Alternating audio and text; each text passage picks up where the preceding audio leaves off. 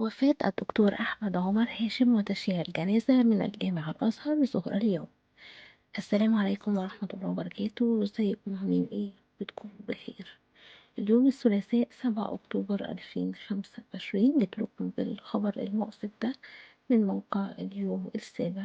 قبل ما نبدأ في تفاصيل الخبر مستنية دعمكم ليها القناة بلايك على الفيديو وتشتركوا في القناة وتفعلوا زر الجرس عشان يوصلكم إشعار بكل ما هو جديد، ونبدأ بتفاصيل الخبر.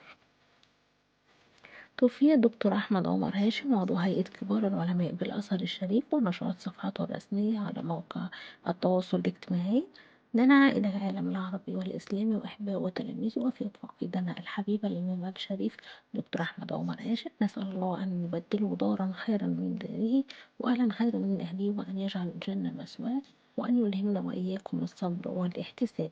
وستقام صلاة الجنازة بإذن الله اليوم عقب صلاة الظهر بجامع الأزهر الشريف، ثم يشيع الجثمان الطاهر إلى مثواه الأخير بمنافل العائلة في الساحل الهاشمية بقرية بني عامر مركز الزقازيق بمحافظة الشرقية. عقب صلاة العصر وإقام العزاء اليوم بالساحة الهاشمية بقرية بني عامر، واليوم الخميس بمدينة القاهرة. الدكتور أحمد عمر هاشم ولد في 6 فبراير 1941 في محافظة الشرقية. تخرج في كلية أصول الدين جامعة الأزهر عام 1961، وحصل على الإجازة العالية في الحديث وعلوم عام 1967، ثم درجة الماجستير، ثم درجة الدكتوراه في الحديث وعلوم، وترقى في السلم الأكاديمي بالكلية حتى حصل على درجة الأساسية بها عام 1983. رحمة الله عليه، وربنا يجعل يا رب